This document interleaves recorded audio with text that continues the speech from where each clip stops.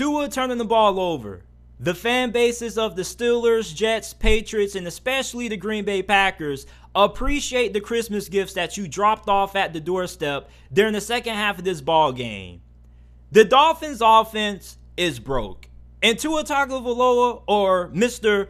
Tua turning the ball over, he's broke too. He needs a patch, an update, something. There was one point during this season where people actually viewed Tua as the MVP frontrunner. There were people who were making strong arguments for why Tua should win the MVP this season over guys such as Jalen Hurts, Joe Burrow, and Patrick Mahomes. You look at how Tua has played the last 4 games of the season. This doesn't even look like the same quarterback that we saw earlier in the season. And this offense, they just continue to kick themselves in the foot. You have the 3 consecutive turnovers or the 3 consecutive interceptions by Tua. You go back to their loss Sunday night against the LA Chargers. You had receivers dropping passes. Tua couldn't hit an open wide receiver to save his life. Against the 49ers, he didn't play good in that game as well. And the offense didn't look good neither. Mike McDaniel has to make some changes to this offense because it's pretty apparent that defenses understand and know what the Dolphins are trying to do offensively. And honestly, it's no surprise because if you go and you look at the Miami Dolphins team stats or their player stats, go to the receiving numbers and look at the discrepancy in targets between Tyreek Hill, Jalen Waddle, and the rest of the Miami Dolphins team. This Dolphins team is way too dependent on Jalen Waddle and Tyreek Hill. I understand that these are your 2 best players, the 2 fastest wide receivers in the game, and you want to get them the ball because they are a major part in what you do on offense. But at the same time, you got to be able to get other guys involved. You have Mike Gesicki, who is one of the most athletically gifted tight ends in the NFL, and yet you barely utilize him. Not only that, but what happened to running the football? Raheem Mostert was averaging 5 yards per carry in this game. And yet you barely call his number in the second half. You continue to want to rely on Tua to get the job done through the air. And it makes no sense because the Green Bay Packers going into this game had the 29th worst run defense in the NFL and the second best pass defense in the league.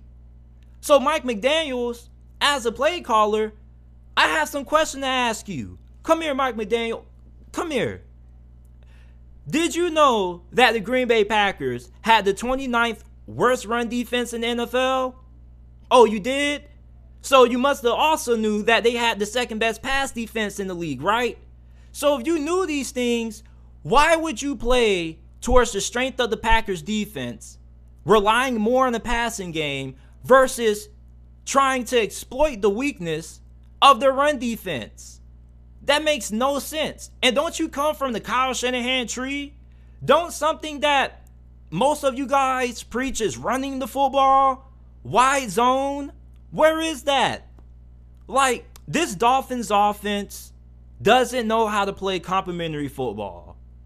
They're too top heavy. They only want to get the ball to Tyreek Hill, Jalen Waddle. They don't try to get other guys such as Mike Gesicki involved.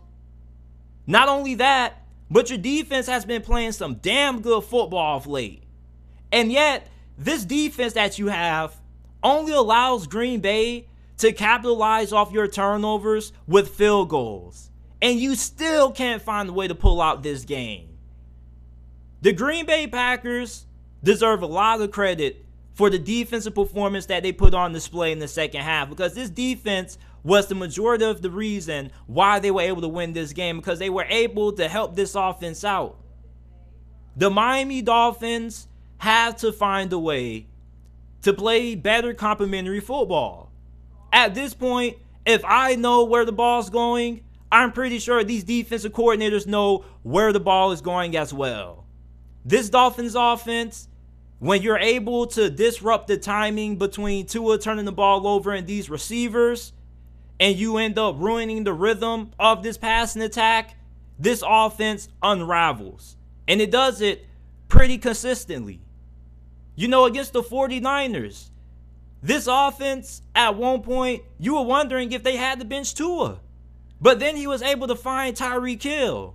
And it's just funny how, every time the Dolphins get into a bind, they're able to find a way to get their best players involved. Why is it that you can't find a way to get some other guys involved, to take some of the pressure off Tyreek Hill and Jalen Waddle? Defenses know where the ball's going.